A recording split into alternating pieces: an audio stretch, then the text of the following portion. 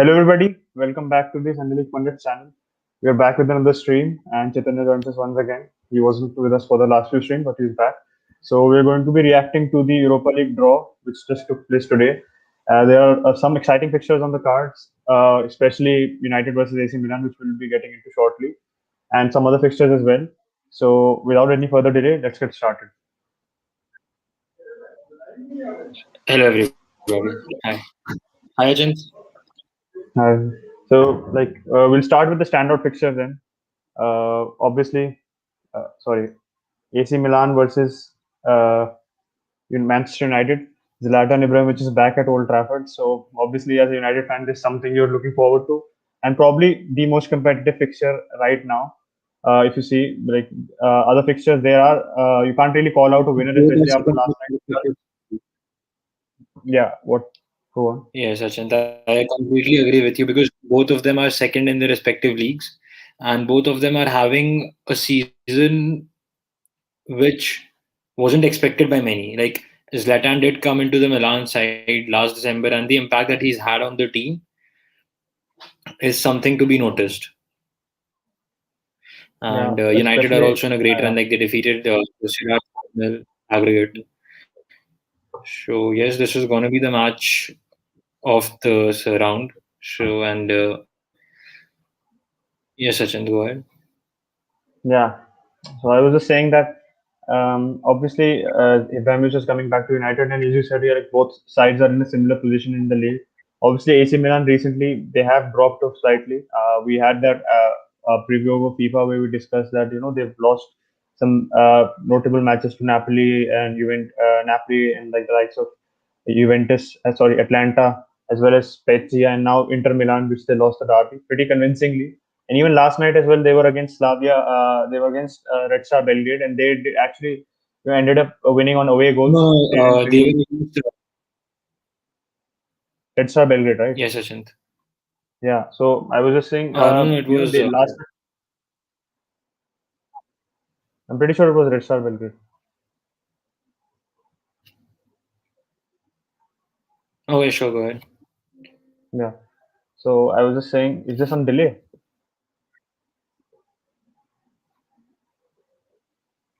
Sorry. Is there some delay? No, no, there's no delay. So Go yeah, I ahead. was just saying that obviously they were against Red Star Belgrade, and Red Star Belgrade actually had a man sent off in the 70th minute. So even despite that, they did score an equalizer, and Milan did score in the ninth minute thanks to Frank Kessie. But throughout the entire match, they didn't really look that convincing. Obviously, I was not tuning into the Milan match at that point of time, but I did go over the highlights and I did see that Milan weren't looking as clinical and as attackingly potent as they had been when they were previously top of the Serie A. So I think their form has taken a little bit of a dip. And compared to United's, obviously United's form hasn't been as great as it was previously. We have won against Newcastle, and but we did draw against West Brom and we lost against Sheffield, and after that, and I guess especially against Everton as well. So in the league, we have been sort of hit some sort of an inconsistency. So we are still second. So I think neither side is outrightly going to be a favorite for the match. Obviously, it's going to be very competitive between the both. And Ibrahimovic obviously is going to be a factor for Milan. He hasn't scored in the past few matches, obviously. So he'll be looking to get back on the score sheet. And for United, I think they beat Sociedad very convincingly because I was a little worried because our record against Spanish team hasn't been that great. But we did finish it off in the first leg. I think it was very convincing. We didn't really look troubled in the first leg. In the second leg, obviously, we did approach it with a little casually. We didn't really go for attacking Sociedad that much. So Sociedad did start off brightly last night, but obviously the game got more balanced as it So, went on. After, like, had yeah, yes. So, sorry. So, like, yesterday, last night, had Orizabal scored that penalty, the game would have been pretty. Like, I'm not saying that Sociedad would have made a comeback, but pressure would have been on United's side because they had to defend the goals then back then. yeah, Because had Sociedad gotten an early lead, the momentum would have been very high. So they would have gone for the kill. Which since yeah, Orizabal missed this penalty, so the morale of the team was obviously very low, and they couldn't, like, for the first 15 to 20 minutes. It seemed that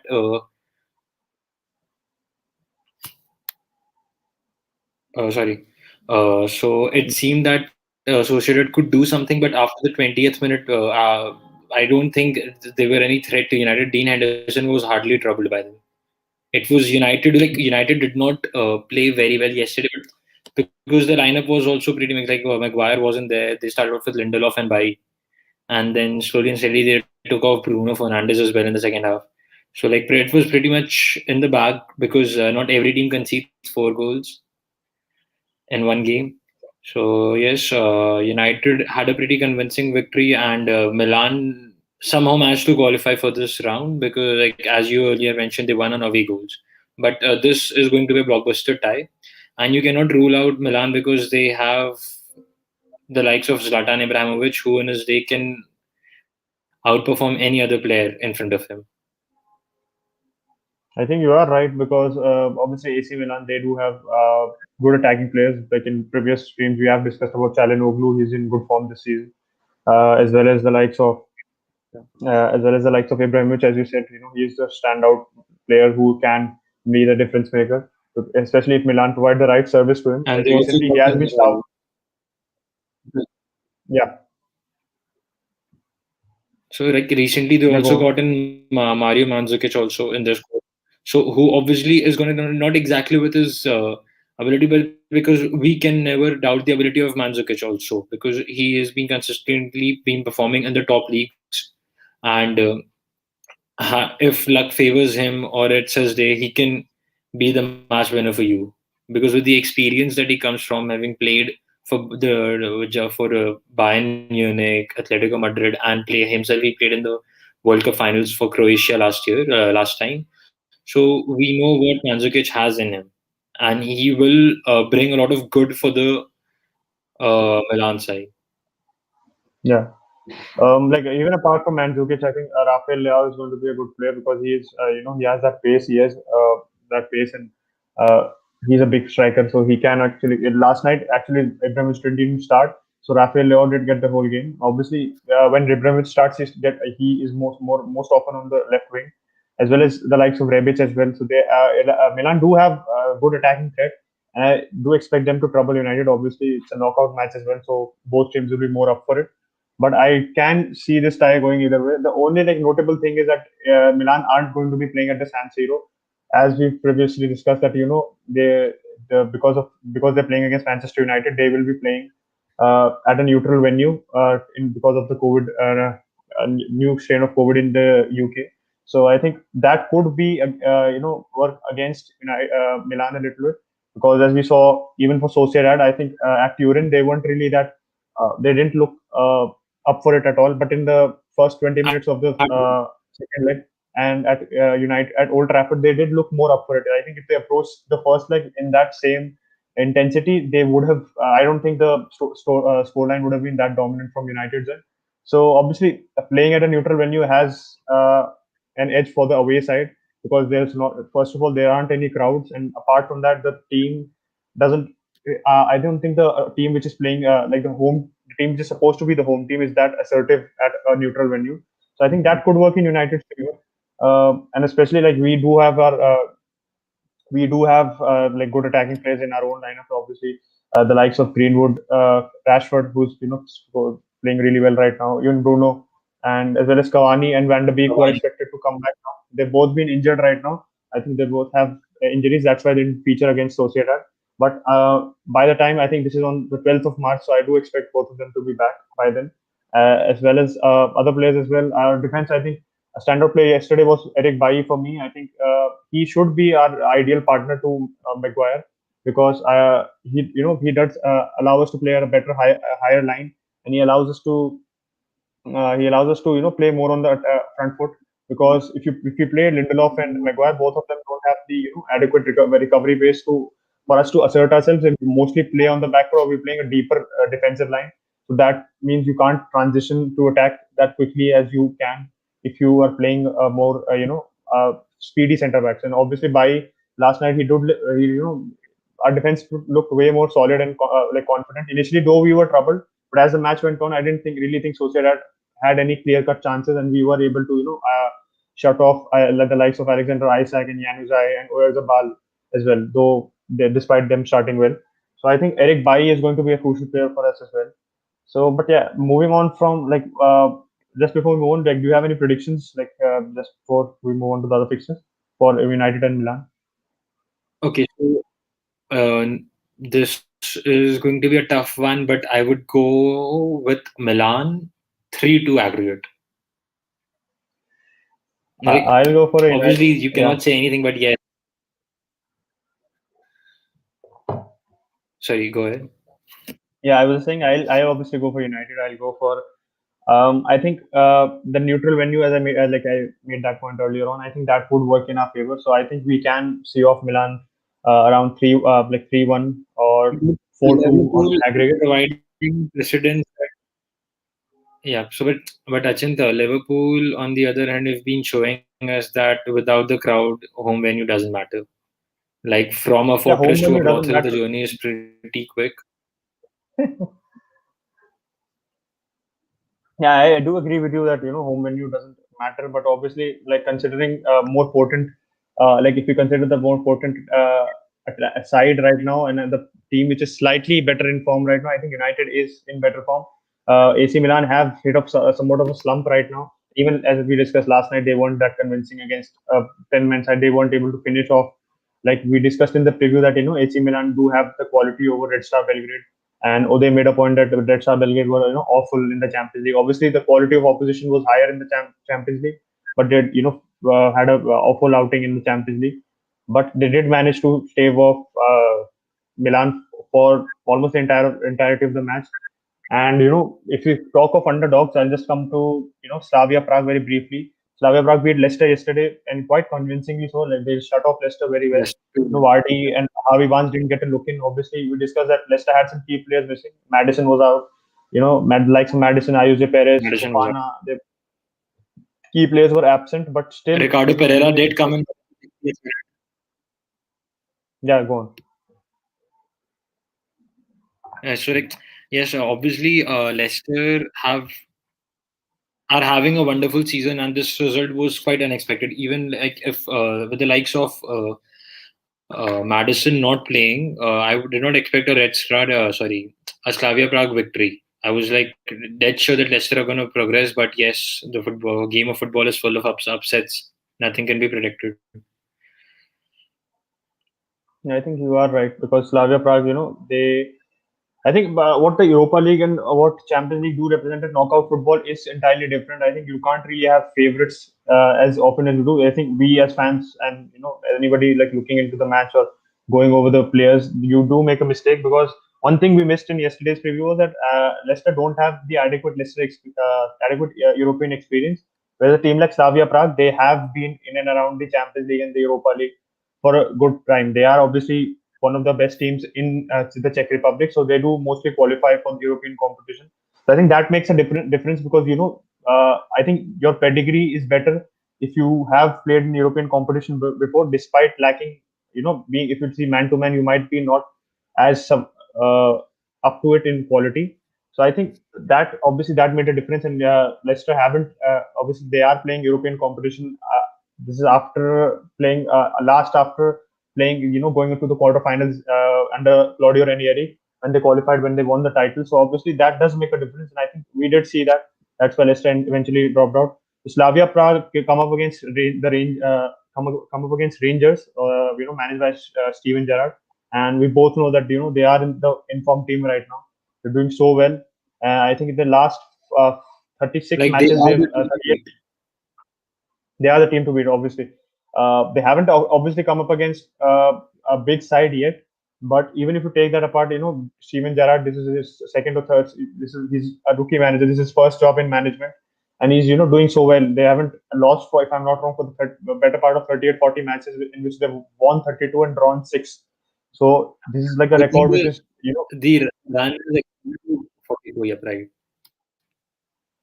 And like they what were also you went saying? on to score 9 goals in a single. Like, I said, like they haven't lost for like the last 44 games, and their attacking prowess has been solid. Like you cannot question their attack anymore. And they went on to score 9 goals, even if it was against a very, very, very, very average team. But you don't score 9 goals so convincingly. So like yes, they are in red hot form, and I wouldn't be surprised if they go on to qualify for the quarterfinals.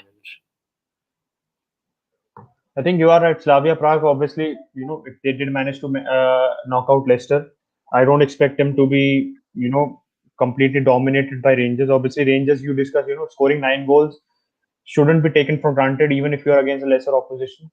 But so Rangers were against Rangers are up against Royal Antwerp, so obviously, they aren't the biggest of opposition, but they did score 5 goals past Rangers, so you have to take that into account as well. But Rangers, obviously, I don't think the round of 16 will be so, you know, predominant in favor of Rangers. But Slavia Prague, last night they did manage to beat Leicester as we discussed, and that is a team which can cause danger to Rangers if they do not approach it with the right attitude. And they do have some like standout players in Slavia Prague in the form of this. I think their attacking midfielder Stansiu. He's a Romanian midfielder. He is their standout threat. So and the likes of Seema and Olyanika on the wings. These are players who can trouble wing Rangers. But Rangers obviously they have Morelos, they have Ryan Kent, and they have Tavernier and the likes of Yanis Hadji. George Hadji's son, the legend of legendary Romanian footballer. So obviously Rangers do have their own you know attacking assets, as well as Tavernier is one of the best performing fullbacks in Europe, and despite being a fullback, he has more than 15 goals this season. So that obviously shows how Rangers are working as a team, and how there was one goal last night, which I think Ryan Kent ended up scoring off a Morelos assist, which was posted on social media. So we really saw how like the type of fluid football Rangers are playing. So obviously Rangers can be sort of underdogs given their form. Obviously they do play in a weaker league, SPFL. Celtic this season, Neil Lennon just resigned, and Celtic have been awful this season. In comparison to they've won like eight titles in a row in the SPFL, if I'm not wrong. So obviously the type of Yeah, competition there is a duopoly over there. And I think like the there is. way Celtic are digressing, I think the monopoly of the Rangers for the next 3 to 4 years. I think obviously Celtic Neil And Lennon like they have, was there for yeah, So Neil Lennon was there for a go ahead, significant Raj. amount of time. Obviously, him going is going to. They are sort of going to enter a transition phase, which is going to see. Granted, if Gerard doesn't, I think some teams in the Championship or Premier League will be looking for getting Gerard as a manager. Obviously, Bournemouth, the like of Bournemouth is hiring Thierry Henry right now. He just left his job at On Montreal. So obviously, if you compare the pedigree, I think Gerard right now is better pedigree because Henry he did manage Monaco, but I think he had a very terrible time at Monaco. They were in the relegation zone when he he was left, in and G2. obviously yeah, and he was also the assistant manager to Roberto Martinez at the Belgian national team. So he does have decent experience. If you compare Good. it to Gerrard, he has a little more experience. But if you give his record, it hasn't been the best. Obviously, Montreal coming from the MLS to the championship, it's a completely different animal in terms of competitiveness. And the championship is, if you consider it's just like the second tier of English football, but it's still so competitive. You have 24 teams going at it for promotion. So it obviously does, it will show how Thierry Henry does. So we're not talking about Thierry Henry, but let's see. I think Rangers dominating Scotland as well as if like getting into the Champions League as well, and not just the Europa League, will be dependent on how long Gerrard stays and some of the players and team which are like sort of team which overperforms or is pushing above punching above its weight does get picked apart as we've noticed in recent years. But like moving on from Rangers, obviously we've discussed it. Uh, we'll move on to Tottenham versus Dinamo Zagreb. So, like, what do you think about Tottenham? Like, what do you think about Tottenham's chances for the Europa League this season? But Tottenham, so with Tottenham, you cannot bet for them like bet in favor of Tottenham winning a silverware because I don't remember the last time they won a trophy which actually meant something, which was not the Audi Cup. But So I wouldn't say that they're going to win this. they did win the League Cup. I think 13, 14 years ago, if I'm not wrong, when Berbatov was playing for them. 14 They years, did win the 14 League Cup. years. Yeah, and then so I do like I don't know whether they're going to win or not, but I think they're going to ease past Zagreb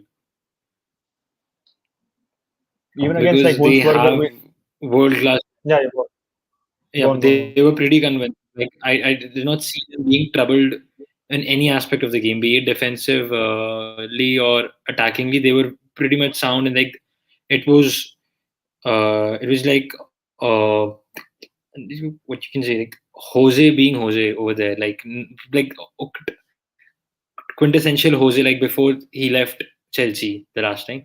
So he had a plan. The players played to the plan. Deli Ali was pretty instrumental in his victory, and time and again he showed Jose that what his team is actually missing right now, because they are over reliant on Harry Kane at the moment. Because if Harry Kane doesn't perform, Tottenham hit a slump. So with Deli Ali, he can get more playing time with like after his exceptional performance in the in the last stage.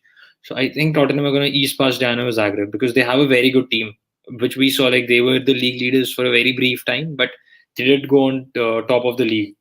So with Harry Kane and Heung-min Son on your side, there are chances that you can win this thing. I think Dinamo Zagreb, their standout player is Orsic, who did score the decisive goal in the last leg.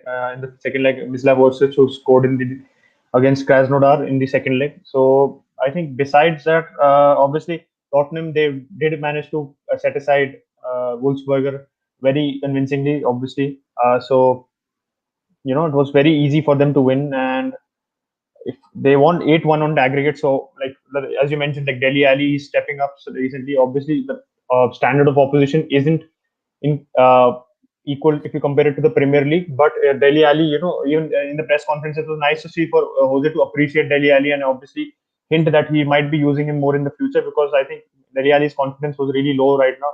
And Jose wasn't really using him in the league, and he's hardly played in total 90. He's hardly played 90 minutes of football in the Premier League. I think he's not played a full match in the Premier League so far in the season. So him stepping up obviously scored that delightful overhead kick against Wolfsburger, and so he will be a key player for Spurs, because obviously they do lack that creativity and uh, uh, alternate goal source if you compare to Son and Kane. Because we did discuss before as well, they're so heavily reliant on Son and Kane, and as they progress into the tournament, and I think this is going to be very similar to Jose's season in the Jose's second season, first season at United, where he when they were seeing that they had sort of a clear path in the Europa League, they did prioritize the Europa League, and they he sort of put the Premier League as secondary. So I think that is what Jose is going to do, because I don't think top four looks likely for Tottenham right now, Uh, given the fact that the likes of West Ham, Everton, even Liverpool, and the likes of Chelsea as well are all competing for the same position. And Tottenham, they have been very unconvincing in recent results. They lost to West Ham as well.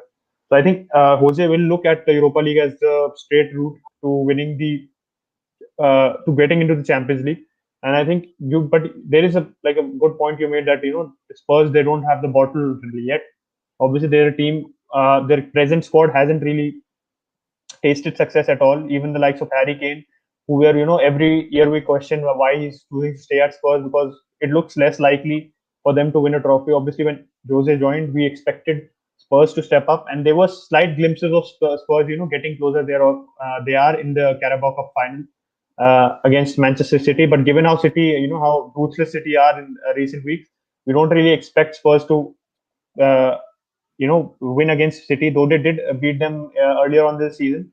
But at that point of time, City weren't really in full gear, and fifth gear, you can say, in their attacking best. So obviously, it remains to be seen how Spurs do. Obviously, Dinamo Zagreb, they're lucky they got a decent opposition, a team which they can go ahead and beat. And just before we wrap up Spurs, I think Bale as well, you said as well, Bale as well, he's performing well in the Europa League. And we have been questioning, whether getting Bale on loan, has he been actually been an asset for Tottenham, because worth it. even Utkarsh, yeah, even Utkarsh has made a point in previous streams that he does prefer to play the likes of Lucas Moura and Steven Bergwijn at the wings, because they have a more defensive output than Bale. And Bale, obviously, he's older than either of them, and because of his injury concerns, he doesn't. Jose mainly brings him on, so he doesn't. You can use them as primarily as an attacking outlet. And even against West Ham, when he came on, the second half really changed in favor of Spurs, and he did hit a very, a very cracking shot at the bar, and he did score a great goal against Wolfsburger as well. So they do have their players stepping up, and that's obviously going to work in their favor. So I do think they can ease past Dinamo Zagreb. But so let's moving on to the other ties. Obviously, we have Ajax versus Young Boys. I don't think we'll need to like really discuss that much because Ajax they had a pretty competitive match against Lille yesterday. Lille are obviously the leaders in the league, so and they have a good squad. Ajax obviously they have the likes of Ryan Gravenberch, who's up and coming midfielder, who's playing really well in the Eredivisie. They have Quincy Promes. They have the likes of Anthony, the Brazilian winger, and their striker obviously Dusan Tadic. And so, like, what do you think about Ajax? Do you think Ajax can progress to, like, say, the semi-finals or even the final? I think Onana's absence is going to be a big miss for them.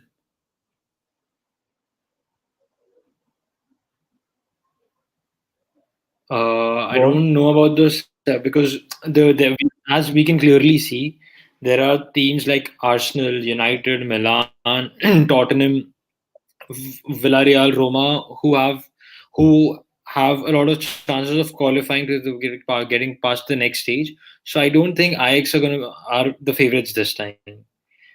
They might make it till the semi-final stage, but not beyond that. The semi-finals could be possible for Ajax, but given how they play against Young Boys, Young Boys, we like not a lot of people consider Young Boys as any sort of threat, but they did actually beat Leverkusen 6-3 on aggregate. And Leverkusen as a team, they have been performing fairly well in the Bundesliga. If you see them in the Bundesliga, they are fifth right now, obviously, but their key player Kai Havertz left them, and in his absence, they have some players who have been stepping up. I like last night I touched upon the likes of Florian Wirtz and the likes of Leon Bailey who are stepping up this season, and they are being very crucial to they're being very crucial for the success of sort of not success you can say, but the good form that recent form they've shown in their absence. Even they have Patrick Schick as well, who joined them, was playing at on loan at Leipzig last season, but he did play at he did play. He is playing for them up front at Leverkusen. He's doing a decent job. So obviously, knocking out Leverkusen is no easy task, and that too with such a Big margin. scoring 6 goals past them. Yeah, big margin. So I think young boys are going to be a threat to Ajax, and it's not going to be so straightforward for Ajax as you mentioned. I don't think they are the favorites in any measure for the Europa League. Even going past young boys will be a tough task. So we have to really consider their chances from this match onwards. And the young boys do have some players in themselves, in the likes of Fashnak and Siabakcu, their striker and their wingers respectively. So, but that's like moving. I think if we move on, we'll move on to Olympiacos versus Arsenal. But before that, we'll just briefly discuss the other fixtures. Dynamo Kiev versus Villarreal. So obviously Villarreal, Mr. Good evening is managing Villarreal. So Good evening. what do you think about Villarreal? So this is going to be a competitive match because Dynamo Kiev have been playing consistently in Europe, be it Champions League or the Europa League. So they have, as you said, spoke about having experience that Slavia Prague had over Leicester City in European competition. So yes, the Kiev have fair bit of experience, which is going to help them. Villarreal are having a good season. Initially, they had a very good season with them going 19 matches unbeaten or 20 matches unbeaten under Unai Emery. But slowly and steadily, they've hit a slump, and now this is going to be a very competitive match. There are no clear favorites in this tie. I think you are right. Even they did come up against Red Bull Salzburg. They did end up beating them pretty convincingly. To 4-1 on aggregate. And you are right that even in La Liga they have so many draws. Though they are in a decent position in La Liga, they have drawn a lot of matches. So that does show that they don't have that player when it comes to killing off the match. They do have some players in the form of Danny Parejo and players who are experienced and who can actually take them towards victory. But if you consider the right, like you touched on the point that Dynamo Kiev do have adequate European experience, so that can work in their favor, and I do think it's going to be a competitive tie. And like what? So we'll briefly discuss the other two fixtures as well. Roma versus Shakhtar Donetsk. I think this is also going to be another competitive tie. Though Roma, they are doing well in Syria. They are ever reliable Edin Dzeko, as well as the likes of Mkhitaryan, who's playing very well after joining from Arsenal, as well as Lorenzo Pellegrini. So they do have good players, as well as El Shaarawy, rejoined them. So I do think Roma will pose a threat to Shakhtar Donetsk. But Shakhtar Donetsk as well, last season they reached the semi-finals. Inter beat them in the semi-finals, so they aren't a team which you can take lightly. So, like, what do you think about Roma versus But Shakhtar? and Shakhtar did have a decent run in the European in their Premier Champions League group also. Like they had a tough competition over there. They did beat Madrid 3-2 at Yeah, Bernabeu, and so we know that Shakhtar can like this is also going to be a very competitive game. So I think apart from no, well actually all the games are very competitive this time in Europa. So I this like Shakhtar we cannot have clear cut favorites in this game also because Roma, as you said, are having a great run and their players, their marquee players are performing very well. And Shakhtar as a team has done decent enough, had a decent run in the Champions League also. They were unlucky to not qualify for the knockout stages of the Champions League. So I think they are going to be a threat for Roma. No clear cut favorites, but I think Shakhtar are going to progress to uh, the next stage. that's like decent. Yeah, Shakhtar are they do have like good players, as you touched rightly. They did beat Madrid in the group stage, so they didn't really like lose out. They could have actually qualified for Europe had they had like one result in their favor. But against Madrid, they did beat them very convincingly at Madrid. So they have some players, Tyson, likes of Marlos, Moraes, as well as the likes of Yevin Konoplyanka. Konoplyanka is he did play at Schalke, and he has played at Sevilla as well. So he is a very experienced player. So they do have good flair players in the squad who are capable of making a difference, as we saw against Madrid. So, but I feel Roma will progress. Though Roma were underwhelming last season, I did expect them to at least reach the semi-finals last season, but they did lose very unconvincingly last season, and they were not. I think they lost against Leverkusen, if I'm not wrong. I'll just check. But like I think we can move on to Granada versus Molde, and then we'll eventually conclude with Olympiacos versus Arsenal. So, like, what do you think about Granada's chances? Obviously, you watch the La Liga on a regular basis. So they are ninth in the La Liga right now, and they have players like Darwin Machis and Luis Suarez. And so, what do you expect from Granada? So Granada did beat Napoli 3-2 on aggregate. So they did beat a decent side. Like Napoli are having a decent run in the Liga, in the Serie A this season, and they were having a decent run in the European competitions up till now. So Granada, although they have hit a slump and they're not actually getting the desired results in the in the domestic league, but over here they have performed very well. And like after beating the likes of Napoli, they are running high on confidence right at the moment. So I think the momentum is in their favor, and I wouldn't be surprised if Granada go on to qualify for the quarterfinals.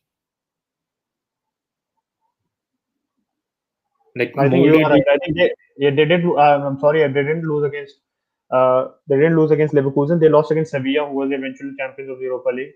So Roma, Sevilla. If you see both the teams, they are yeah, like for like. Obviously, they do have their respective quality players. As I said, Pellegrini, Mkhitaryan, Dzeko, El Shaarawy. So I think Roma could like just moving on from Roma. Even like we are talking about Granada. Obviously, they did beat Napoli. So Napoli, obviously, they're a good team in Syria. They have been doing fairly well under Gattuso. Not so consistent, but they, so the likes of Herwin Lozano, the players, they're stepping up after bad seasons the year before, as well as the likes of Insigne and Mertens, who have been very consistent for Napoli for a number of years now. So going past Napoli was a commendable task for Granada, and Mold as well as I think did have a good Mold did have a good result themselves. They did beat Hoffenheim very convincingly, and Hoffenheim are a team which do have a decent firepower. They do have the likes of Kramaric, who's their top scorer, as well as other players amongst them. So beating a good team like Hoffenheim for side of mold, formerly managed by Ole Gunnar Solskjaer, so, and where Haaland was there as well before. I think mold is a team which you can't take lightly, and you are right. There are a lot of competitive ties this time around. There are many clear favorites. Except for Dinamo Zagreb versus Tottenham, I don't think any tie is a dead on given, especially if you consider last night's result, that we did see a few surprises here and there. So, just moving on to the last fixture now. Olympiacos versus Arsenal. Obviously, this is a repeat of last year's round of 32 tie, where Arsenal lost in the 119th minute, if I'm not wrong. And they quite, you can say, heartbreakingly for Arsenal fans, obviously, and Arteta, it was his first knockout defeat. So, what do you think? Like Arsenal, they did come back against Benfica, pretty well. Bukayo Saka, as we've been talking about amongst ourselves, he has been their best player this season without a doubt for me, because he has been consistently stepping up when the likes of Aubameyang weren't firing. The likes of Martinelli, who we did expect to come back this season, he has had his troubles with injury, as well as Lacazette. He was consistent initially in the initial part of the season, but right now he is also sort of hit a slump. So, what do you think about Arsenal's form going into this fixture? So, last year, the match was really heartbreaking. Like Aubameyang did score a over at goal, and then Olympiacos came on to score again and get back the lead. But in the last kick of the match, Aubameyang had an open goal in front of him. The ball was there, all set for him. Like it was shocking for a player like Aubameyang to have missed that goal last year. So it was something like Aubameyang was in great form last year. He was Arsenal's go-to player. Like he was carrying the team forward, and like we did expect him to score that goal. And coming to this year, Bukayo Saka has been an exceptional player. Initially, he did not play all the games, but as soon as Arteta started playing ESR and Saka together in the squad, the results are clearly evident, and they have gone on to win games earlier, which wasn't coming for Arsenal. So Bukayo Saka is the main man for Arsenal, and the best part about this squad right now is that Aubameyang is back in form. Aubameyang's form is a major boost to the team because he is a game changer. He recently went on to score his first Premier League hat trick against Leeds. But they did not have a very bad match against Manchester City. Also, like Manchester City's form, I was expecting a 3-4, 3-0, 4-0 rout for Arsenal. But they clearly contained the City score attack quite convincingly.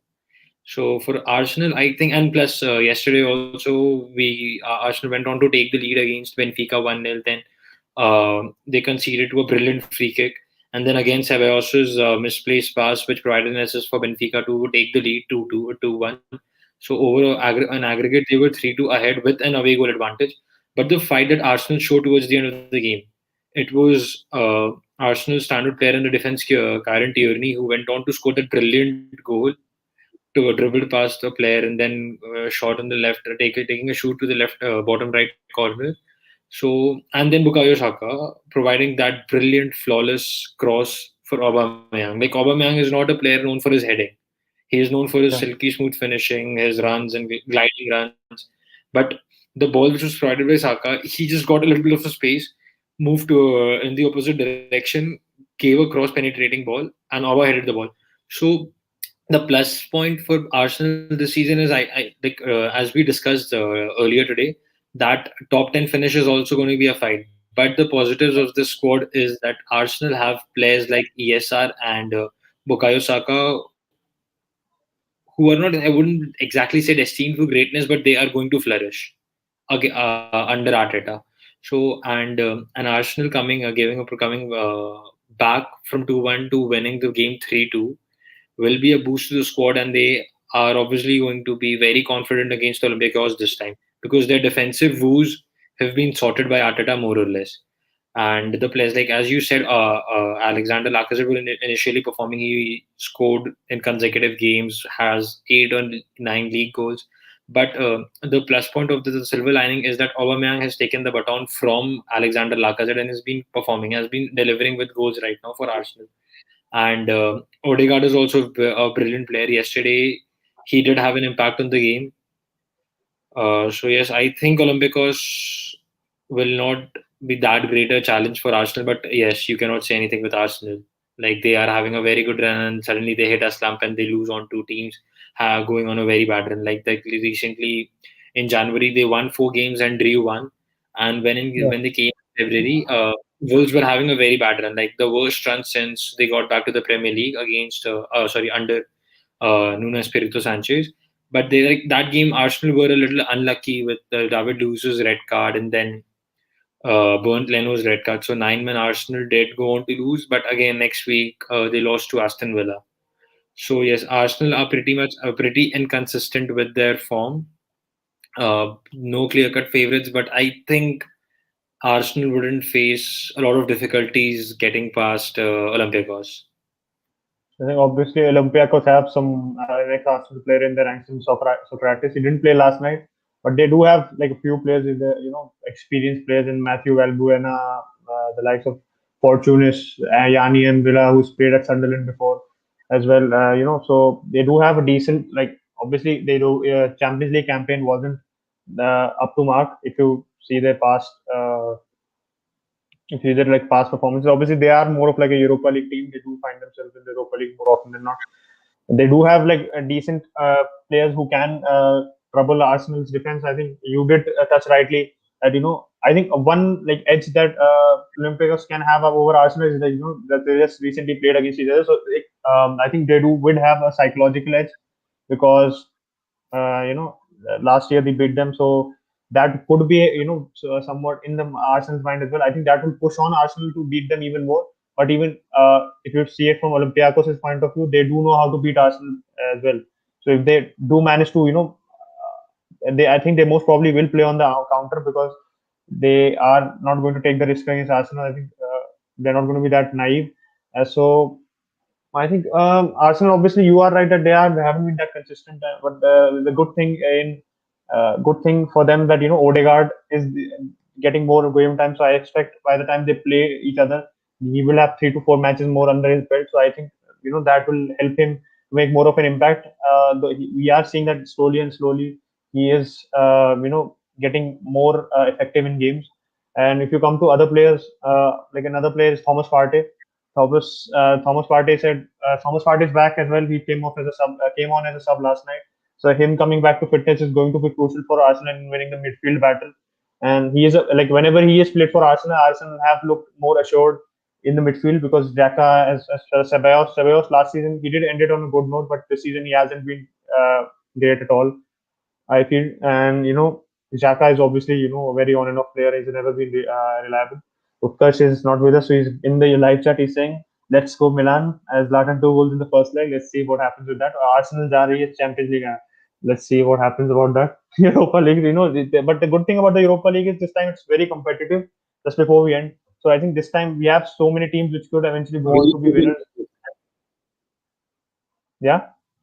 So like one more thing about Arsenal, I'd like to act like one more thing about Arsenal's game I would like to act is Saka has been given a free role. Like we see him drift towards the take that number 10 role at times, and he's been playing as a right winger more often.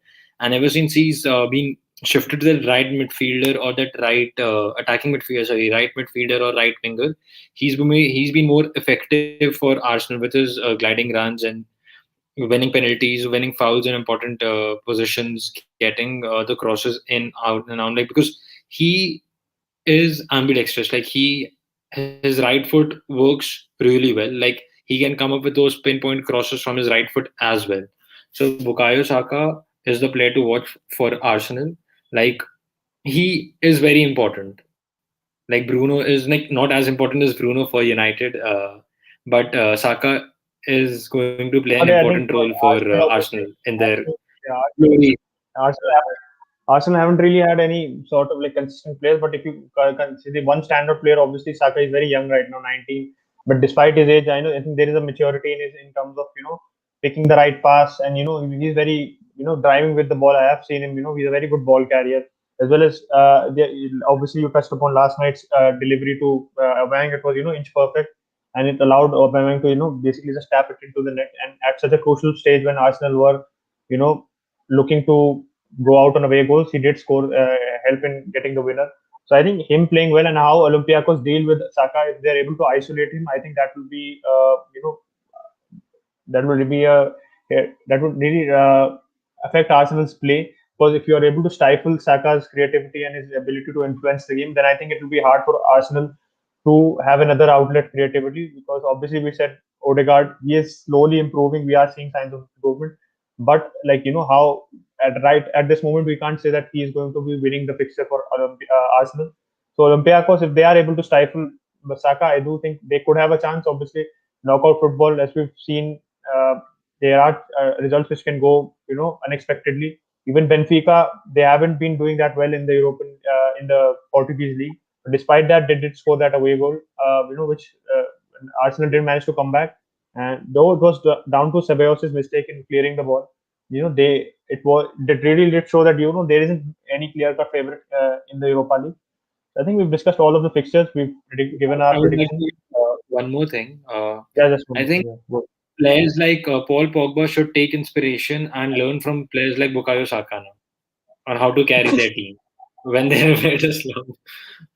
Because, like, seriously, it's been 4 years since Pogba has come to your squad and he hasn't been unleashed yet. This is the fifth year running. Pogba was playing decently when obviously it looks like he's going to go. I think he is more or less going to go in the summer. But if you see this, there were few fixtures that Pogba actually got us over the line against Fulham, against Burnley. He scored the winning goals. So Pogba was playing really well, and it was sad that he got injured at that time. And it really, I think, had he not got injured against Everton, and he was conducting the midfield really well against Everton as well. Had he not got injured at Everton, I think we could have won that game because we didn't really look trouble. It was all down to mistakes that we drew that game. So player like Paul Pogba is like both of like obviously Saka is very young right now, but Saka, these are players that who are very crucial to any team they feature in, and they are going to be the difference makers when it comes to matches which are very tight, and neither side is not really getting that killer instinct. But I think we've covered. Do you have any more points to make, Chaitanya? No, Achan, like, I think we've covered all the fixtures in a very detailed manner, like the fixtures that we could have covered. So We've I think also it got was a. like we've also got the lesser teams as well. Like I'm not to be disrespectful. I don't think there are going to be any Granada or Molde or Dinamo We Zagreb did cover fans. United very nicely, so yes.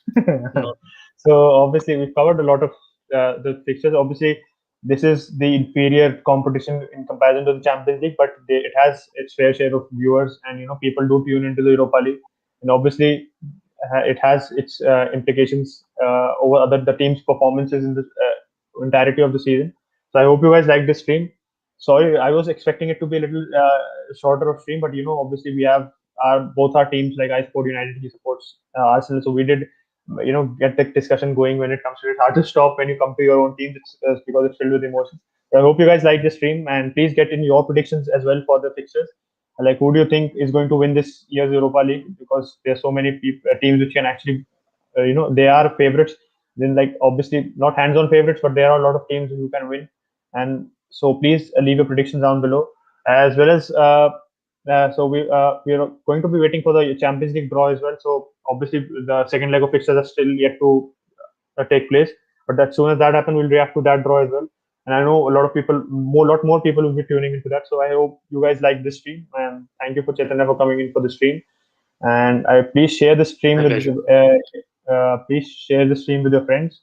And I hope Utkarsh is back with us. I've been managing the channel myself for like a decent while now, so I hope he comes back soon and we can get back and have more engaging discussions. So bye bye everybody.